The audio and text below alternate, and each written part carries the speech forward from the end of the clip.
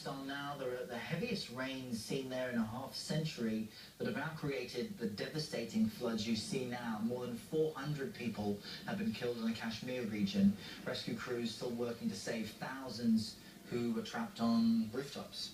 Let's turn now to our meteorologist, Pedram Javaharry, who's been tracking the flood waters, and just devastating for people on the ground there. And of course, a lot of complaints that the government's not doing very much, or not doing enough at least. Yeah, you know, it's a very difficult place to gain access to. It really is when you consider the treacherous terrain across this region, and kind of showing you exactly where we're talking about, guys.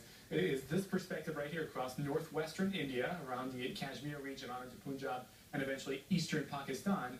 Of course, this region, you have the Hindu Kush Mountains, you have the western fringe of the Himalayas, you have the Karakoram Mountains as well, among the most rough terrain in the world when it comes to high elevation, 28,000 feet or some 8,600 meters high. That's the highest point and the second highest point on our planet, and the highest point in Pakistan, right here well to the north on the border of China. But look at the perspective. This is what it looks like right now in this region, the next couple days even.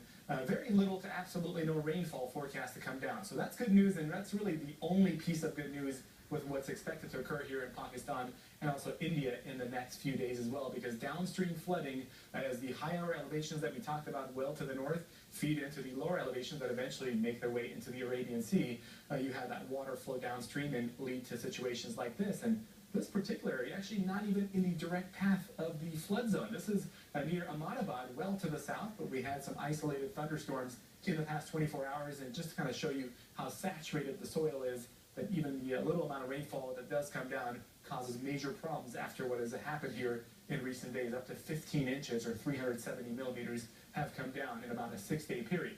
All right, this is the Jhelum River, this is the Chenab River, and you look at the perspective here. The rivers have literally now ballooned into what we consider lakes for a lot of people, and as they're feeding into the Trimu Barrage, and the barrage essentially is like a dam here, and typically in place it backs up water, and they eventually distribute water throughout the year for irrigation and farming purposes.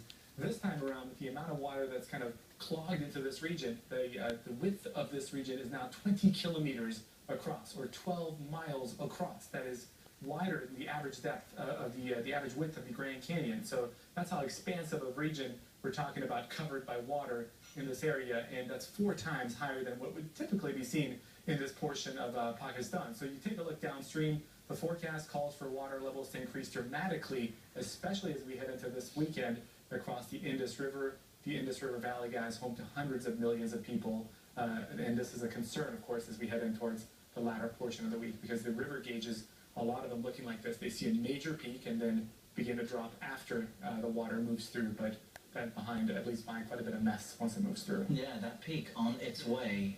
Very frightening situation. All right, thanks, Pedram. Keeping an eye on it.